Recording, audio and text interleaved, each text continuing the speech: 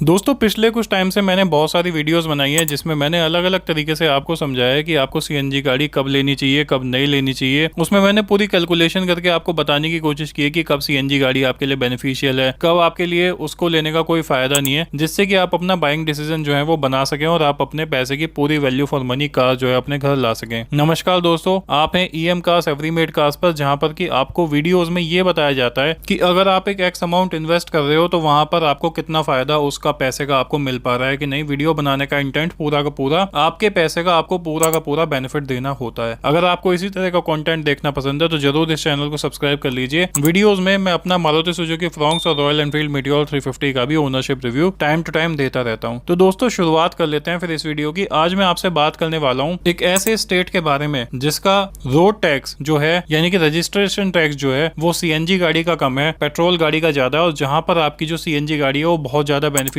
हो जाती है। क्योंकि पहला बेनिफिट तो आपको वहां पर देखने को मिल जाता है रजिस्ट्रेशन कॉस्ट में, और फिर आपको देखने को मिल जाता है सीएनजी के और पेट्रोल के प्राइस के डिफरेंस में। पहले जो मैंने आपकी कैलकुलेशन की थी वो मैं रहता हूँ गुड़गांव में, हरियाणा में। मैंने यहाँ के हिसाब से कैलकुलेशन की थी जहां पर पेट्रोल आपको 97 रुपीज का देखने को मिलता है और सीएनजी आपको 82 रुपीज की देखने को मिल जाती है। तो यहाँ पर जो आपका डिफरेंस निकल के आता है वो 15 रुपए का निकल के आता है, और जो आपका रनिंग कॉस्ट में डिफरेंस निकल के आता था वो 3.2 रुपीज पर किलोमीटर निकल के आता था सीएनजी गाड़ी को चलाने में एज कम्पेयर टू पेट्रोल। अब जब इसी चीज को महाराष्ट्र के प्रोस्पेक्ट से देखते हैं तो यहाँ पर आपकी जो पेट्रोल की कॉस्ट है वो है 107 रुपीज और जो सीएनजी का प्राइस है वो है 79 रुपीज। तो यहाँ पर जो डिफरेंस निकल के आता है वो 28 रुपए का निकल के आता है सीएनजी और पेट्रोल में, जो कि काफी एक अच्छी बात है। वहां पर गवर्नमेंट ने जो है इस तरीके के रिलैक्सेशन दिया हुआ है जिससे कि गाड़ी इकोनॉमिकली चल सके और वो पोल्यूशन के लिए भी ज्यादा बेटर है, क्योंकि सीएनजी एक ग्रीन और एक क्लीनर फ्यूल जो है वो माना जाता है। अब मैंने यहाँ पर पिछली वीडियोस की तरह एक कैलकुलेशन की है। कैलकुलेशन करने से पहले सबसे पहले मैं आपको ये बता देता हूं कि सीएनजी का जो आरटीओ है महाराष्ट्र में वो 7% है, यानी कि रोड टैक्स आपको 7% देना होता है, जबकि एक पेट्रोल कार का आपको 12 या 13% देना होता है depending upon the value of your car. ठीक है, अब जो मैंने कैलकुलेशन की है वो मैं कैलकुलेशन आपको दिखा देता हूँ। और यहाँ पर मैंने पहले गाड़ी का एक शोरूम प्राइस लिया था, यहाँ पर अब मैंने उसकी ऑन रोड कॉस्ट ली है, क्योंकि यहाँ पर जब आप रजिस्ट्रेशन कराओगे उसके बाद में उस गाड़ी को निकलवाओगे तो फाइनल प्राइस जो होगा उसके हिसाब से ही कैलकुलेशन करने में बेनिफिट आपको होने वाला है। तो यहाँ पर आप देख सकते हो, सबसे पहले मैं बात कर लेता हूँ आपसे इस गाड़ी की ऑन रोड कॉस्ट की। तो मैंने टाटा पंच की अकम्प्लिश्ड वेरिएंट लिया है, जो कि एक अच्छा खासा वेरिएंट है जिसमें आपको तमाम फीचर्स देखने को मिल जाते हैं। अगर आप सीएनजी में इस गाड़ी को लेते हो तो ये 10,05,000 रुपए की आपको ऑन रोड पड़ रही है। ये प्राइसेस मैंने मुंबई के लिए हैं, और अगर आप इसको मैनुअल में लेते हो तो ये आपकी